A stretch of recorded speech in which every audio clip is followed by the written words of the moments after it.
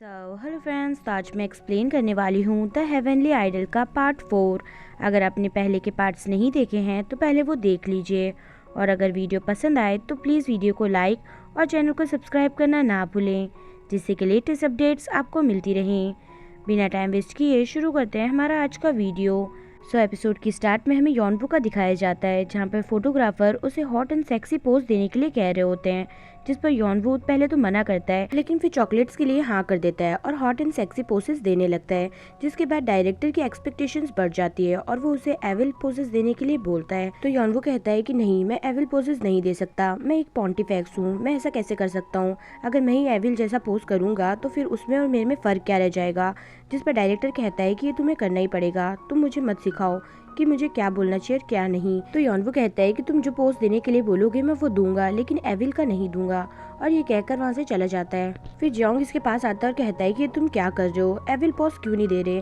जिस पर यॉनवू कहता है कि मैं नहीं दे सकता क्योंकि मैं एक पॉन्टिफैक्स हूँ, और मैं अगर ऐसा काम करूंगा तो उसमें और मुझ में फ़र्क क्या रह जाएगा, मैं बिल्कुल भी ऐसा नहीं करने वाला। जिस पर जॉन्ग कहता है कि ये एविल पोसेस सभी देते हैं ताकि वो लोगों को अपनी तरफ अट्रैक्ट कर सकें, तुम्हें सिर्फ पोज देना है, इससे तुम सच में कोई इविल नहीं बन जाओगे। ये सब सुनकर यॉनवू शॉक्ड होता है और सोचने लगता है कि एक अच्छा खासा इंसान एक इविल की तरह क्यों बनना चाहता है। नेक्स्ट सीन दिखाता है किम मैनेजर की जॉब के लिए मिस इम के पास आती है। तो मिस इम इसके रिलेटेड कुछ क्वेश्चंस पूछती है, फिर कहती है कि एक बॉय बैंड है, अगर बाद में कुछ ऐसा हुआ कि सब लोग कहने लगे कि तुम्हारे इनमें से एक के साथ अफेयर चल रहा है तो तुम्हें कुछ प्रॉब्लम तो नहीं होगी ना।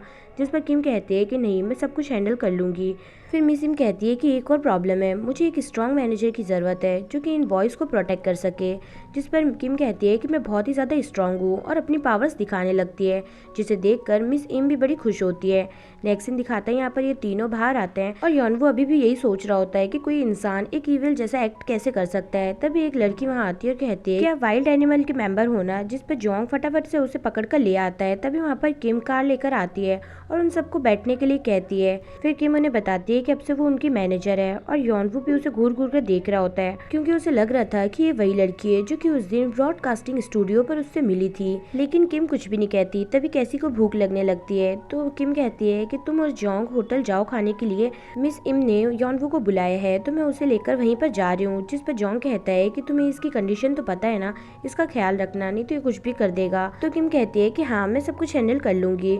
इसके बाद किम उसे यहाँ पर लेकर आती है। तो यॉनवू कहता है कि तुम वही लड़की हो ना जो कि ब्रॉडकास्टिंग स्टूडियो पर उस दिन मुझसे मिली थी, तो मुझे यहाँ पर ढूंढते ढूंढते क्यों आ गई। जिस पर किम कहती है कि मैं तुम्हारी हेल्प करना चाहती हूँ, और उसे हॉस्पिटल में ले जाती है।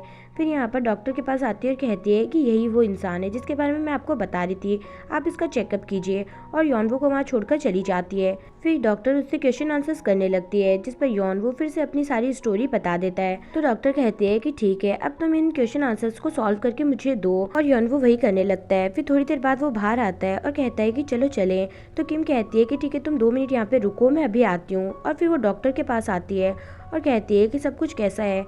तो डॉक्टर बताती है कि मैंने जो क्वेश्चन आंसर उससे पूछे सबको उसने अच्छे से जवाब दिया। इससे ये पता चलता है कि वो फिजिकली और मेंटली बिल्कुल फिट है और उसे कोई भी डिप्रेशन वगैरह भी नहीं है।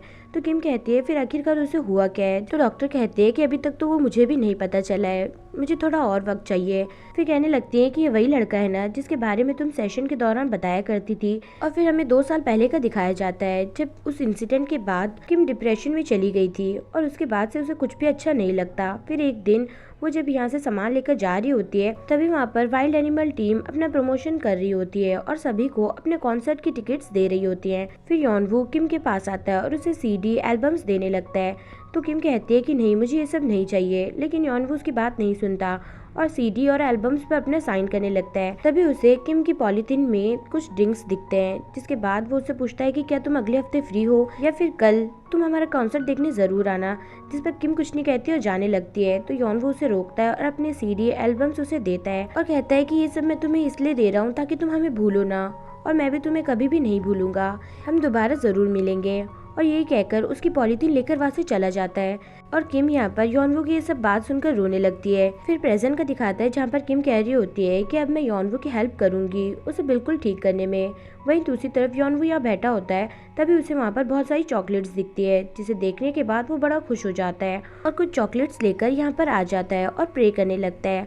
और अपनी पावर्स की मदद से रियल योनवू से कांटेक्ट करने की कोशिश करता है। तभी हमें रियल योनवू दिखाया जाता है जो कि रैमरी बन के घूम रहा है। फिर योनवू यहाँ उससे बात करने की कोशिश करता है और कहता है कि तुम्हें पता है ना, हमारी बॉडीज स्वैप हो गई है और इसलिए अब हमें हमारी रियल बॉडी में आ जाना चाहिए। जिस पर रियल योनवू कहता है कि नहीं, मैं उस बॉडी में वापस नहीं आऊंगा, मुझे यही बॉडी अच्छी लग रही है और यहाँ पे मैं बहुत ज्यादा खुश हूँ और पॉन्टीफैक्स बनना बहुत ही ज्यादा इजी भी है, मुझे फिर से वो वॉश्ड अप आइडल नहीं बनना। जिस पर योनवू कहता है कि तुम बताओ कि मैं ऐसा क्या करूँ जिससे कि तुम वापस अपनी बॉडी में आ जाओ। तो रियल योनवू कहता है कि सबसे पहले तो तुम्हें बहुत सारे पैसे कमाने होंगे और अमीर बनना होगा, और दूसरी चीज ये कि तुम्हें वाइल्ड एनिमल टीम को आर्टिस्ट ऑफ द ईयर का अवार्ड दिलाना होगा। तो योनवू कहता है ठीक है, जैसा तुम कहोगे वैसे ही होगा, लेकिन उसके लिए हमें एक कॉन्ट्रैक्ट साइन करना होगा। तुम्हें अपने सामने एक स्टैचू दिख रहा होगा, उसे जाकर टच करो। तभी रियल योनवू उसे जाकर टच करता है और अब यहाँ योनवू की पावर्स खत्म होने लगती है और उसे चक्कर आने लगता है। तभी यहाँ पर किम आती है और ऐसी आवाजें सुनकर दरवाजा खोलने के लिए कहती है, लेकिन योनवू उसकी बात नहीं सुनता। तभी किम यहाँ पर आकर डॉक्टर की हेल्प मांगती है। फिर यहाँ योनवू रियल योनवू को ये बोलने के लिए बोल रहा होता है कि जैसे ही वाइल्ड एनिमल टीम को आर्टिस्ट ऑफ द ईयर का अवार्ड मिलेगा, हमारी बॉडीज अपने आप ही स्वैप हो जाएगी। रियल योनवू भी यहाँ पर ये खड़े होकर बोल रहा होता है और दोनों ये कॉन्ट्रैक्ट साइन कर लेते हैं। तभी योनवू की पावर्स खत्म होने की वजह से वो बेहोश हो जाता है और यहाँ पर रियल योनवू कहने लगता है कि क्या बस इतनी सी बात होते कॉल डिस्कनेक्ट कर दिया। फिर यहाँ रूम में किम और डॉक्टर योनवू को बेहोश देखकर शॉक्ड होती है और किम उसके पास आकर उसे उठाने लगती है और जोर जोर से रोने लगती है और यहीं पर हमारा ये एपिसोड खत्म होता है। सो फ्रेंड्स, वीडियो पसंद आई हो तो प्लीज वीडियो को लाइक और चैनल को सब्सक्राइब करना ना भूलें, जिससे कि लेटेस्ट अपडेट्स आपको मिलती रहें। सो कीप वॉचिंग, ख्याल रखिएगा, बाय बाय।